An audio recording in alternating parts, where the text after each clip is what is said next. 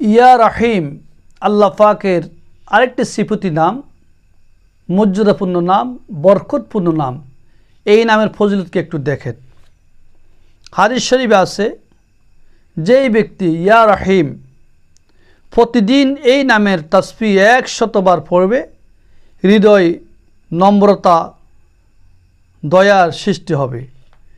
হৃদয়ে নম্রতা এবং দয়া সৃষ্টি হবে। 2 নম্বরে, এই নামটি মেশক জাফরান দিয়ে বাসনের উপরে বা কাগজে লিখে পানি দ্বারা ধৌত করে সেই পানি গাছের গোড়ায় দিলে, গাছের গোড়ায় ফেললে গাছে অনেক বেশি ফল ধরবে, অনেক বেশি ফল ধরবে। তো ইয়া রহিম খুবই গুরুত্বপূর্ণ একটি নাম, ফজিলতপূর্ণ নাম। এই নামের অনেক ফজিলত রয়েছে। সব হাজরিন, এই নাম হলো খুব গুরুত্বপূর্ণ নাম। এটা হলো মেশক জাফরান, তারপরে আপনার জন্য ফরস পাথর। তো ইয়া রহিম প্রতিদিন এই নামের তাসবিহ 100 বার পড়লে হৃদয়ের নম্রতা ও দয়া সৃষ্টি হবে।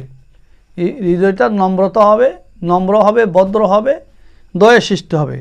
2 নম্বর, এই নামটি ইয়া রহিম নামটি মেশক জাফরান দিয়ে বাসনের উপর বা কাগজে লেখে সে পানি দ্বারা ধৌত করে সেই পানিগুলি যদি গাছের গোড়ায় ফেলে তো গাছে অনেক বেশি ফল ধরবে।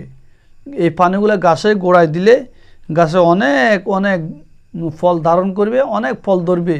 কি পরিমাণ ফল ধরবে সে চিন্তা করতে পারবে না। অর্থাৎ আল্লাহ পাক এত বেশি বরকত দান করবেন তার গাছের এই ফলের মধ্যে। আল্লাহ তাআলা অনেক বেশি বরকত দান করবেন। অবশ্যই আল্লাহ তাআলা যেন আমাদেরকে এই সমস্ত নামের, বরকতপূর্ণ নামের ফজিলত অর্জন করার জন্য আল্লাহ পাক তৌফিক দান করেন। আমিন ইয়া রাব্বাল আলামিন।